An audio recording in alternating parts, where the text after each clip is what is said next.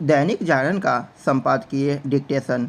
गति 80 और 100 शब्द प्रति मिनट। 80 शब्द प्रति मिनट स्टार्ट होगा 5 सेकेंड बाद।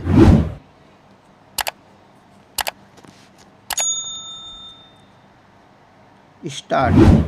मणिपुर में 2 महिलाओं के साथ यौन हिंसा की विभत्स घटना के बाद महिला उत्पीड़न की अन्य शर्मनाक घटनाओं को लेकर विभिन्न दल एक दूसरे पर जिस तरह आरोप उछाल रहे हैं वह सस्ती राजनीति और महिलाओं के खिलाफ होने वाले अपराधों को लेकर बढ़ती जाने वाली संवेदनहीनता ही है।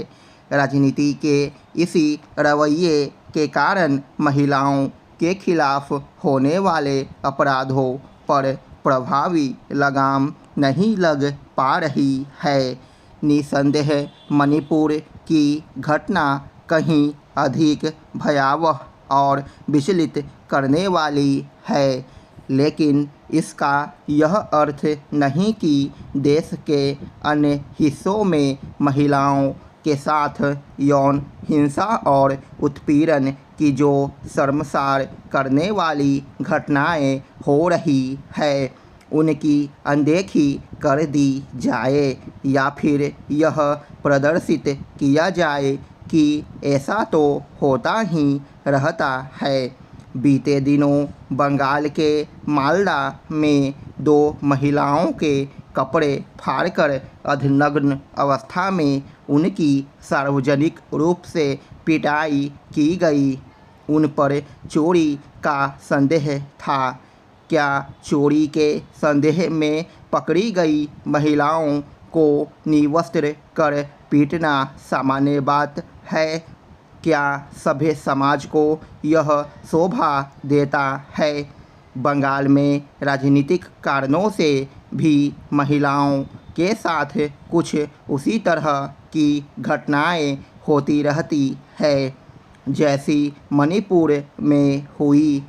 क्या कोई इसे भूल सकता है कि बंगाल के पिछले विधानसभा चुनाव के बाद तृणमूल समर्थकों ने पुलिस की उपस्थिति में विरोधी दलों के कार्यकर्ताओं के घर लूटने जलाने के साथ उनकी महिलाओं का किस तरह यौन उत्पीड़न किया था? तब इतना आतंक मचाया गया था कि सैकड़ों लोग जान बचाने के लिए असम भाग गए थे। हाल के पंचायत चुनाव में भी बंगाल भीषण हिंसा का गवाह बना, लेकिन अधिकांश दलों ने चुप्पी साधे रखी क्योंकि ममता कथित तौर पर सेक्युलर नेता है। मणिपुर की घटना को लेकर अन्य दलों के साथ कांग्रेस भी भाजपा पर हमलावर है। यह स्वाभाविक है, लेकिन क्या इसकी अनदेखी कर दी जाए कि राजस्थान सरकार के एक मंत्री ने जब यह कहा कि हम महिलाओं की सुरक्षा में विफल हैं और उनके खिलाफ जैसे अत्याचार हो रहे हैं उसे देखते हुए हमें मणिपुर के स्थान पर अपने अंदर झांकना चाहिए, तो उन्हें बर्खास्त कर दिया गया। निश्चित रूप से नारी विरोधी अपराधों के मामले में बात किसी राज्य विशेष की नहीं है। देश के हर हिस्से में उनके साथ अत्याचार होता रहता है और कई बार तो इतना भयानक कि देश को लज्जित होना पड़ता है। लेकिन राजनीतिक दल, अनेक बुद्धिजीवी और यहाँ तक कि देश विदेश के मीडिया का एक हिस्सा भी अपना आक्रोश यह देखकर व्यक्त करता है कि घटना किस दल के शासन में हुई। इसी हिसाब से उनकी संवेदना जागती है। यह निकृष्ट कोटि की संकीर्णता है। आपसी संघर्ष और राजनीतिक सामाजिक वैमनस्य के चलते महिलाओं का यौन उत्पीड़न दुनिया भर में होता है, लेकिन अपने देश में राजनीतिक क्षुद्रतावश उनके मामले में बड़ी बेशर्मी के साथ दोहरा मानदंड अपनाया जाता है। स्टॉप। 100 शब्द प्रति मिनट स्टार्ट होगा 5 सेकेंड बाद।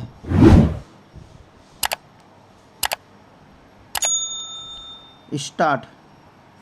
मणिपुर में 2 महिलाओं के साथ यौन हिंसा की विभत्स घटना के बाद महिला उत्पीड़न की अन्य शर्मनाक घटनाओं को लेकर विभिन्न दल एक दूसरे पर जिस तरह आरोप उछाल रहे हैं वह सस्ती राजनीति और महिलाओं के खिलाफ होने वाले अपराधों को लेकर बरती जाने वाली संवेदनहीनता ही है।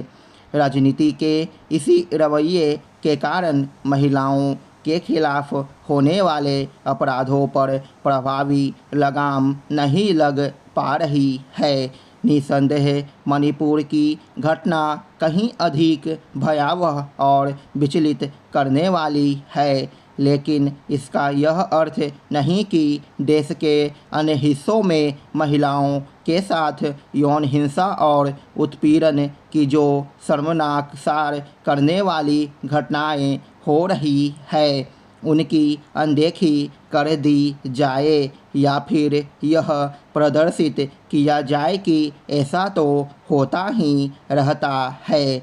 बीते दिनों बंगाल के मालदा में 2 महिलाओं के कपड़े फाड़कर अर्धनग्न अवस्था में उनकी सार्वजनिक रूप से पिटाई की गई। उन पर चोरी का संदेह था। क्या चोरी के संदेह में पकड़ी गई महिलाओं को निवस्त्र कर पीटना सामान्य बात है?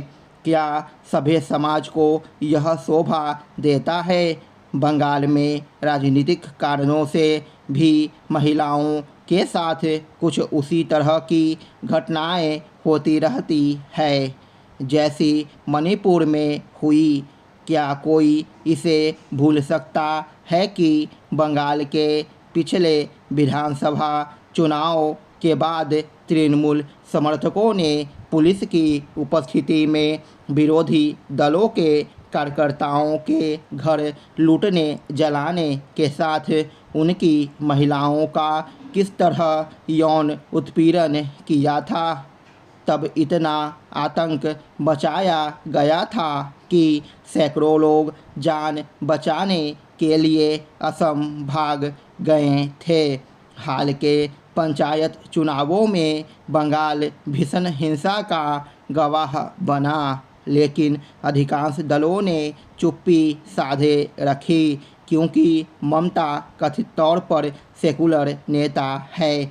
मणिपुर की घटना को लेकर अन्य दलों के साथ कांग्रेस भी भाजपा पर हमलावर है। यह स्वाभाविक है, लेकिन क्या इसकी अनदेखी कर दी जाए कि राजस्थान सरकार के एक मंत्री ने जब यह कहा कि हम महिलाओं की सुरक्षा में विफल हैं और उनके खिलाफ जैसे अत्याचार हो रहे हैं, उसे देखते हुए हमें मणिपुर के स्थान पर अपने अंदर झांकना चाहिए, तो उन्हें बर्खास्त कर दिया गया। निश्चित रूप से नारी विरोधी अपराधों के मामले में बात किसी राज्य विशेष की नहीं है।